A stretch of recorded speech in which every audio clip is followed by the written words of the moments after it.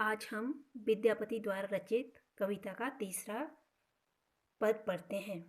जो ये तीसरा पद है, इसमें विरहिणी प्रियतमा का दुख भरा चित्र प्रस्तुत किया गया है। इस पद में नायिका की एक सखी के माध्यम से कृष्ण के सामने उसकी विरह दशा का चित्रण हुआ है। अब इसमें देखो, एक एक पंक्ति पढ़ते हैं। कुसुमित कानन हेरी कमल मुखी मूंदी रहे दू नयन। अब देखो, जो मैंने पहले भी कहा था, इसमें नायिका राधा है, नायक श्री कृष्ण है। जो उसके वियोग में जो राधा की नायिका की दशा है, उसका वर्णन करते हुए जो संदेश लेके श्री कृष्ण के पास जाती है, वह जो राधा की उसके वियोग में दशा है, उसका वर्णन करते हुए कहती है, वो श्री कृष्ण से कहती है कि तुम्हारे विरह में वो कैसी है। और वो जो संदेश लेके जाती है राधा की सखी श्री कृष्ण से कहती है, कुसुमित कानन हेरी कमल मुखी मूंदी रहे दुनैन।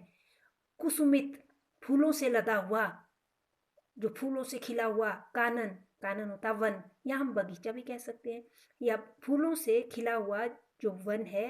हेरी, हेरी होता है देखना।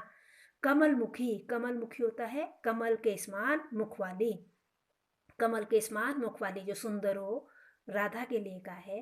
मूंदी होता है बंद करना, रहे हो दो नयन, दोनों नयन मतलब आंखें की।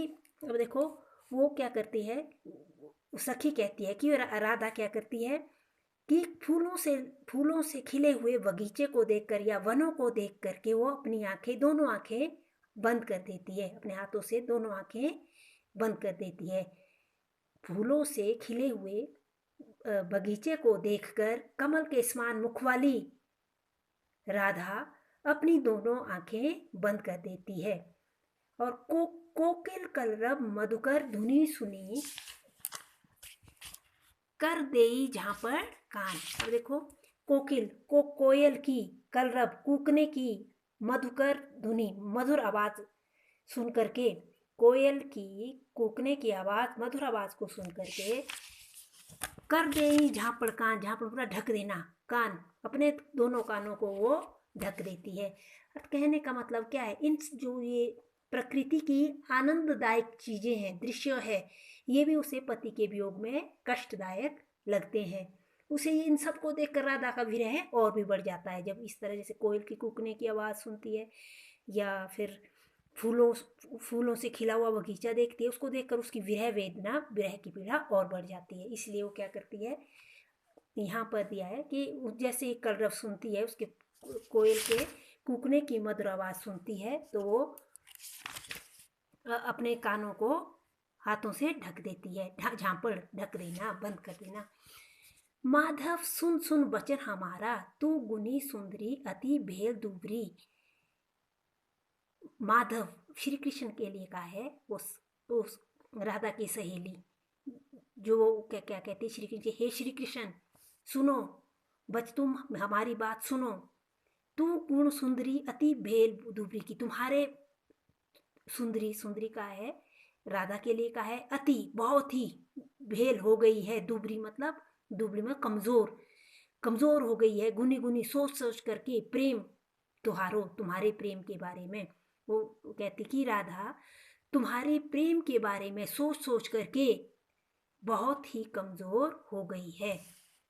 वो क्या कहती है सखी, उसका संदेश देते हुए कहती है, हे श्री कृष्ण, जो सुंदरी वो राधा तुम्हारे प्रेम के बारे में सोच करके बहुत ही दुबली कमजोर हो गई है, बहुत ही कमजोर हो गई है।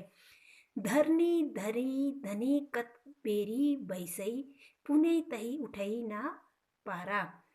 अब जब धरनी धरी, जब वो धरनी होता धरती, धरी पकड़ करके या सहारा लेकर के, धनी मतलब स्त्री, राधा के लिए कहा है कि तुम्हारे वियोग में उसकी हालत ऐसी हो गई है।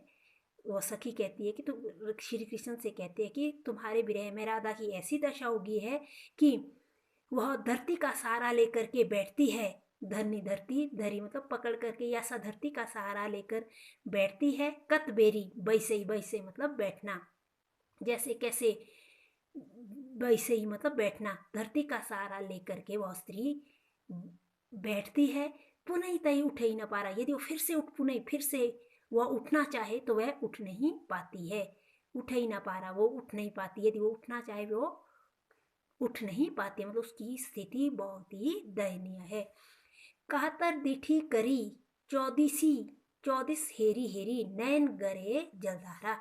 कातर विवश या दुखी होकर के, दुखी भी कह सकते, कातर दुखी, दिठी मतलब दृष्टि, नजर से, करी चौदिसी चारों दिशाओं में, हेरी हेरी मतलब देखना, वो दुखी होकर के, दुखी नजर से, दुखी दृष्टि से वे चारों ओर देखती है, चारों दिशाओं में देखती है।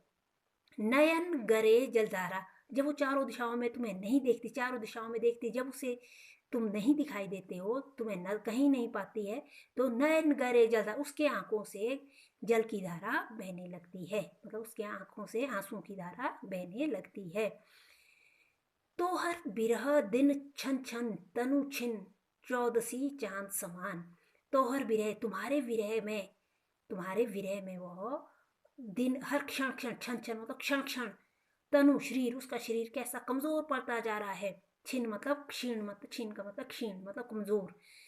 तुम्हारे विरह में हर क्षण क्षण क्षण में उसका शरीर वैसे ही कमजोर हो रहा है जैसे कि चौदसी चांद समान, जैसे कृष्ण पक्ष में चौदहवीं का चांद क्षीण होता जाता है, चौदहवीं का चांद क्षीण होता जाता है, वैसे ही वो दिन प्रतिदिन तुम्हारे विरह में कमजोर होती जा रही है। भनई विद्यापति शिव सिंह नरपति लखिमा देई रमान। भाई विद्यापति जी कहते हैं कि यहाँ देखो शिव सिंह जो वर्णन किया गया, शिव सिंह जो थे दरबारी कवि थे, राजा जो मिथिला के राजा थे, उसके दरबार में ये कवि थे विद्यापति, उनके दरबार में, उनके आश्रम में रहते थे। उनके बारे में कहा है कि उनकी पत्नी का नाम था लखिमा देई।